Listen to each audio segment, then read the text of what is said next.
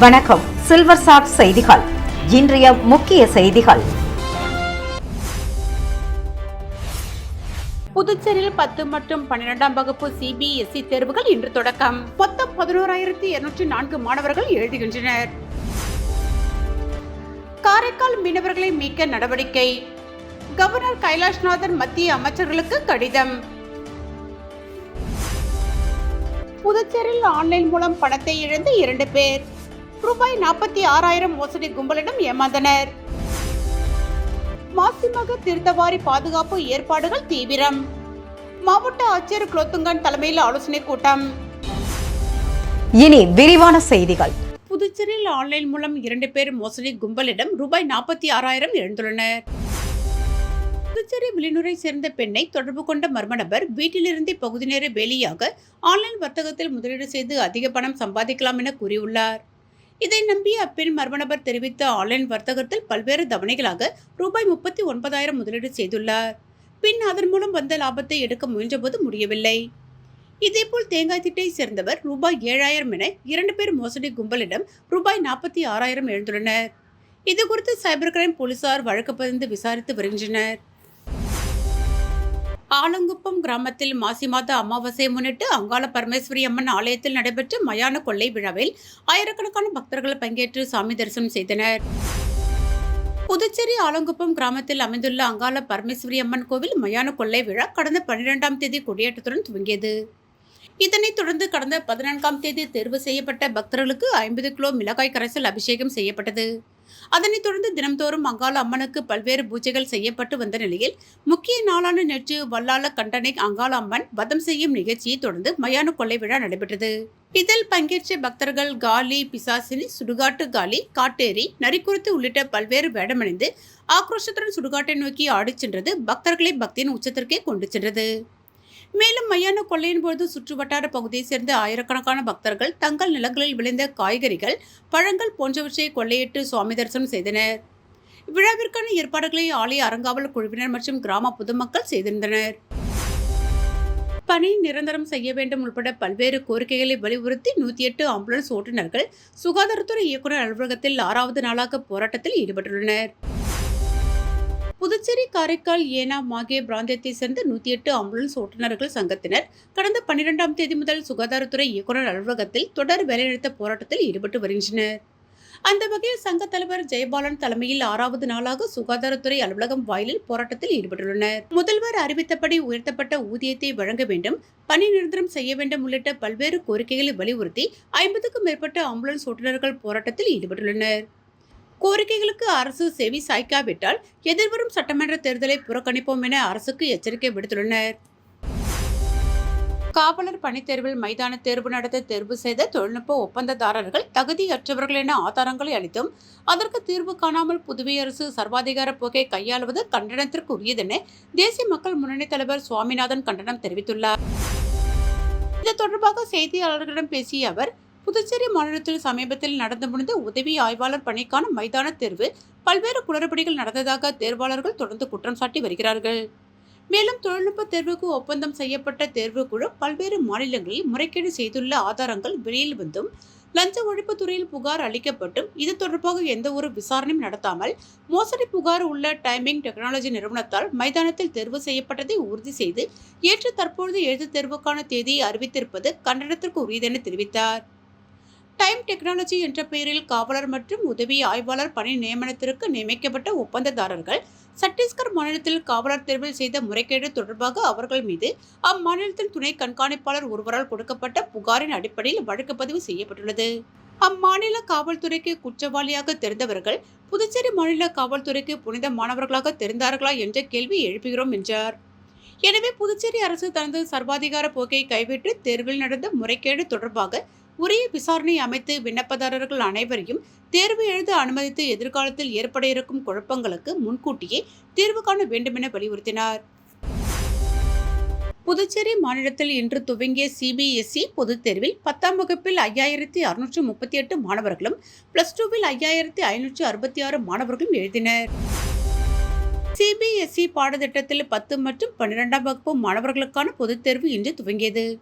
அதில் புதுச்சேரி மாநிலத்தில் உள்ள 122 அரசு பள்ளிகளில் 10ஆம் வகுப்பு படிக்கும் 5638 மாணவ மாணவிகளும் 60 அரசு மேல்நிலைப் பள்ளிகளில் படிக்கும் 5566 மாணவ மாணவிகள் இத்தேர்வை எழுதினர். இவர்களுக்காக புதுச்சேரியில் 25, காரைக்காலில் 8, ஏனாம் மற்றும் மாகேல் தலா 2 என மொத்தம் 37 தேர்வு மையங்கள் அமைக்கப்பட்டுள்ளன. தேர்வு பணிகளை கண்காணிக்க மைய முதன்மை கண்காணிப்பாளர்கள், உதவி மைய முதன்மை கண்காணிப்பாளர்கள், அறை கண்காணிப்பாளர்கள் நியமிக்கப்பட்டுள்ளனர். தேர்வு எழுத வரும் மாணவர்கள் கட்டாயம் ஹால் டிக்கெட் கொண்டு வர வேண்டும். மொபைல் போன் கொண்டு வரக்கூடாது.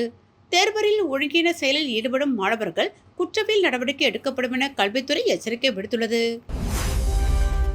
இலங்கை கடற்படையினரால் கைது செய்யப்பட்டுள்ள காரைக்கால் மீனவர்களை விடுவிக்க கோரி கவர்னர் கைலாஷ்நாதன் மத்திய அமைச்சர்களுக்கு கடிதம் எழுதியுள்ளார். எல்லை தாண்டி மீன் பிடித்ததாக இலங்கை கடற்படையினரால் கைது செய்யப்பட்ட காரைக்கால் பகுதியை சேர்ந்த 25 மீனவர்கள் மற்றும் அவர்களது 2 விசை படகுகளையும் விடுவிக்க நடவடிக்கை எடுக்க கோரி பாஜக மாநில தலைவர் ராமலிங்கம் தலைமையில் காரைக்கால் மீனவர் பிரதிநிதிகள் மற்றும் உறவினர்கள் நேற்று கவர்னர் கைலாஷ்நாதனை நேரில் சந்தித்து கோரிக்கை வைத்தனர்.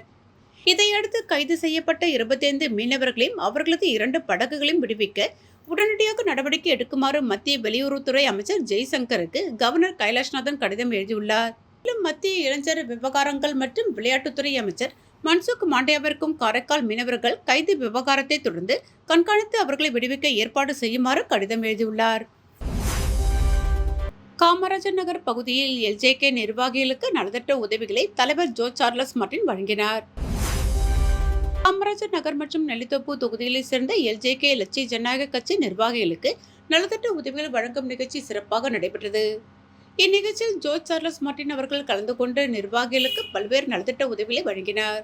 இந்த உரையாற்றிய அவர், காமராஜர் நகர் தொகுதியில் நான் போட்டியிடுவது எனக்கு மிகுந்த மகிழ்ச்சியாக உள்ளது. இந்த தொகுதியை முன்மாதிரி தொகுதியாக மாற்ற அனைத்து முயற்சிகளையும் மேற்கொள்வேன் என்று உறுதியளிக்கிறேன். விரைவில் காமராஜர் நகர் தொகுதியில் நிரந்தரமாக குடியேற உள்ளேன். 24 மணி நேரமும் மக்கள் என்னை நேரில் சந்திக்கலாம். காமராஜர் நகர் தொகுதியின் வெற்றி பிரம்மாண்டமான வெற்றியாக அமைய வேண்டும். மேலும் புதுச்சேரி சிங்கப்பூராக மாற்றுவது எங்கள் இலக்கு என்று உறுதிபட தெரிவித்தார். தேர்தலுக்கு சில மாதங்களுக்கு முன்பு வரும் தலைவர்களை புறக்கணித்து ஏனாமின் வளர்ச்சிக்கு பாடுபடும் தலைவர்களை மக்கள் தேர்ந்தெடுக்க வேண்டும் என முன்னாள் அமைச்சர் மல்லாடி கிருஷ்ணராவ் தெரிவித்துள்ளார். புதுச்சேரி மாநிலத்தில் சட்டப்பேரவை நெருங்கி வரும் நிலையில் புதுச்சேரி பிராந்தியமான ஏனாமில் மல்லாடி யுவகலம் சார்பில் மாபெரும் எழுச்சி கூட்டம் நடைபெற்றது. இந்த கூட்டத்தில் ஏனாம் தொகுதியை சேர்ந்த இளைஞர்கள், பொதுமக்கள் என ஆயிரக்கணக்கானோர் கலந்து கொண்டனர். புதுச்சேரி முன்னாள் அமைச்சரும் புதுச்சேரி அரசின் டெல்லி சிறப்பு பிரதிநிதியுமான மல்லாடி கிருஷ்ணராவை மேலதளங்கள் முழங்க இளைஞர்கள் வரவேற்றனர். அதன் பின்னர் கூட்டத்தில் பேசிய மல்லாடி கிருஷ்ணராவ், ஏனாம் தொகுதி 5 ஆண்டுகள் பின்னோக்கி சென்றுள்ளதாகவும் எதிர்வரும் ஆண்டுகளில் கல்வி, சுகாதாரம், வேலைவாய்ப்பு மற்றும் வீட்டு வசதி போன்ற வளர்ச்சிப் பணிகளை கவனம் செலுத்துவேன் என உறுதியளித்தார். குறிப்பாக மருத்துவத்துறையில் உள்ள பிரச்சனைகளுக்கு ஒரு சில மாதங்களில் தீர்வு காண நடவடிக்கை எடுப்பதாக உறுதியளித்தார். வரும் சட்டமன்ற தேர்தலில் எந்த கட்சியில் போட்டியிடுவேன் என்றும் மத்திய அரசின் நிலைமையை பொறுத்து தனது முடிவு இருக்கும் என அறிவித்தார். எந்த முடிவு எடுத்தாலும் ஏனாம் மக்களின் கருத்து மற்றும் ஒப்புதலுடன் செயல்படுவேன் என உறுதியளித்தார். தேர்தலுக்கு சில மாதங்களுக்கு முன்பு பரிசுகள் வழியில் தலைவர்கள் போல் காட்டிக்கொள்ளும் நபர்களை மக்கள் புறக்கணிக்க வேண்டும் என்றும், ஏனாம் மக்கள் பிரச்சனைகளை தெரிந்து கொண்டு அவர்களுக்காக போராடும் தலைவர்களை நீங்கள் தேர்ந்தெடுக்க வேண்டும் என வலியுறுத்தினார். ஒப்பந்த ஆசிரியர்களுக்கு ஆதரவாக புதுச்சேரி ஆசிரியர் சங்கங்களின் ஒருங்கிணைப்பு குழு ஏற்பாட்டில் நிரந்தர ஆசிரியர்கள் உட்பட பல்வேறு துறைகளைச் சேர்ந்தவர்கள் உண்ணாவிரத போராட்டத்தில் ஈடுபட்டனர். புதுச்சேரி பள்ளி கல்வித்துறையில் கௌரவ விரிவுரையாளர்கள், பட்டதாரி ஆசிரியர்கள் மற்றும் பால சேவிகா உள்ளிட்ட 292 ஆசிரியர்கள் கடந்த 6 ஆண்டுகளாக ஒப்பந்த அடிப்படையில் பணியாற்றி வருகின்றனர். ஒப்பந்த ஆசிரியர்கள் பணி நிரந்தரம் செய்ய கோரி பல்வேறு கட்ட போராட்டங்களை நடத்தி வருகின்றனர். அதன் ஒரு பகுதியாக புதுச்சேரி ஆசிரியர் சங்கங்கள் ஒருங்கிணைப்பு குழு சார்பில் அண்ணாசிலை அருகே உண்ணாவிரத போராட்டம் இன்று நடைபெற்றது. சங்கத்தின் கௌரவ தலைவர் சேஷாச்சலம் தலைமையில் அமைச்சக ஊழியர்கள், அரசு பள்ளி நிரந்தர ஆசிரியர்கள், வனத்துறை ஆசிரியர்கள், ஒப்பந்த ஆசிரியர்கள் என சுமார் 300க்கும் மேற்பட்டோர் கலந்து கொண்டு கோரிக்கைகளை வலியுறுத்தி கண்டன உரையாற்றினார்கள். மாசிமக தீர்த்தவாரி பாதுகாப்பு ஏற்பாடுகள் தொடர்பாக மாவட்ட ஆட்சியர் குலோத்துங்கன் தலைமையில் அனைத்து துறை அதிகாரிகளின் ஆலோசனைக் கூட்டம் நடைபெற்றது. அடுத்த திருக்காஞ்சியில் வரும் 2ஆம் தேதியும், வைத்திக்குப்பம் மற்றும் வீராம்பட்டினம் உள்ளிட்ட இடங்களில் வரும் 3ஆம் தேதியும் மாசிமக தீர்த்தவாரி திருவிழா நடைபெற உள்ளது. இது தொடர்பான ஆலோசனைக் கூட்டம் புதுச்சேரி கலெக்டர் அலுவலகத்தில் நேற்று நடைபெற்றது. கலெக்டர் குலோத்துங்கன் தலைமையில் நடைபெற்ற இக்கூட்டத்தில் எஸ்பிக்கள் பயிற்சி கலெக்டர் மற்றும் அனைத்து துறை அதிகாரிகள் கலந்து கொண்டனர். கூட்டத்தில் கலெக்டர் குலோத்துங்கன் பேசுகையில், தீர்த்தவாரி பாதுகாப்பு பணியில் பயிற்சி பெற்ற மீனவர்கள் மற்றும் தன்னார்வலர்கள் கூடுதலாக அமர்த்திட வேண்டும். கண்காணிப்பு கேமராக்கள் அமைத்து கண்காணிக்க வேண்டும். சாலையில் ஏற்பட்டுள்ள சிறு சிறு பள்ளங்களை சரி செய்து சாலைகளையும் சுத்தம் செய்து பராமரித்திட வேண்டும். மொபைல் டாய்லெட் வசதி, குடிநீர் வசதி, கூடுதல் பஸ் வசதி ஏற்படுத்த வேண்டும். சுகாதாரத்துறை மூலம் மருத்துவ முகாம், ஆம்புலன்ஸ் வசதிகள் தயார் நிலையில் வைத்திருக்க அதிகாரிகளுக்கு உத்தரவிட்டார். முதலியார்பேட்டை தொகுதி LJK நிர்வாகிகளுக்கு நலத்திட்ட உதவிகளை தலைவர் ஜோர்ஜ் சார்லஸ் மார்டின் வழங்கினார். புதுச்சேரி மாநிலம் முதலியார்பேட்டை தொகுதியில் லட்சிய ஜனநாயக கட்சி LJK சார்பில் நிர்வாகிகள் மற்றும் அவர்களது குடும்பங்களுக்கு நலத்திட்ட உதவிகள் வழங்கும் விழா சிறப்பாக நடைபெற்றது. இந்த நிகழ்ச்சி அமைச்சர் ஜான்குமார் அவர்களின் ஏற்பாட்டில் நடைபெற்றது. இவ்விழாவில் கட்சியின் தலைவர் ஜோர்ஜ் சார்லஸ் மார்டின் கலந்து கொண்டு தொகுதி சேர்ந்த அனைத்து குடும்பங்களுக்கும் பல்வேறு நலத்திட்ட உதவிகளை வழங்கினார். முன்னதாக கட்சியின் நிர்வாகிகள் தலைவர் ஜோர்ஜ் சார்லஸ் மார்டின் அவர்களுக்கு மாலை அணிவித்து உற்சாக வரவேற்பு அளித்தனர். நிகழ்ச்சியில் தொகுதி நிர்வாகிகள், பெண்கள் அணி உறுப்பினர்கள் மற்றும் பலர் திரளாக கலந்து கொண்டனர். இந்த நலத்திட்ட உதவிகள் மூலம் மக்களுக்கு ஆதரவு வழங்குவதில் LJK கட்சி தொடர்ந்து முனைப்புடன் செயல்பட்டு வருகிறது என்பது குறிப்பிடத்தக்கது. புதுச்சேரி மாநில பாஜக செயற்குழு உறுப்பினர் முத்தழகன் பிறந்தநாள் விழா. அமைச்சர் நமச்சிவாயம் பொன்னாடை போர்த்தி வாழ்த்து தெரிவித்தார். மண்ணாடிப்பட்டு சட்டமன்ற தொகுதி புதுச்சேரி மாநில பாஜக செயற்குழு உறுப்பினர் முத்தழகன் பிறந்தநாள் விழா தனது இல்லத்தில் கேக் வெட்டி வெகு சிறப்பான முறையில் கொண்டாடினார். முன்னதாக பிறந்தநாள் விழாவினை முன்னிட்டு புதுச்சேரி மாநில உள்துறை அமைச்சர் நமச்சிவாயத்தை அவரது இல்லத்தில் நேரில் சந்தித்து பொன்னாடை போர்த்தி மரியாதை செலுத்தினார். இதனைத் தொடர்ந்து அமைச்சர் நமச்சிவாயம் பூச்செண்டு வழங்கி பொன்னாடை போர்த்தி பிறந்தநாள் விழா காணும் முத்தழகனுக்கு வாழ்த்துக்களை தெரிவித்தார். இதனைத் தொடர்ந்து தனது இல்லத்தில் பிறந்தநாள் விழாவினை வெகு சிறப்பான முறையில் கொண்டாடினார்.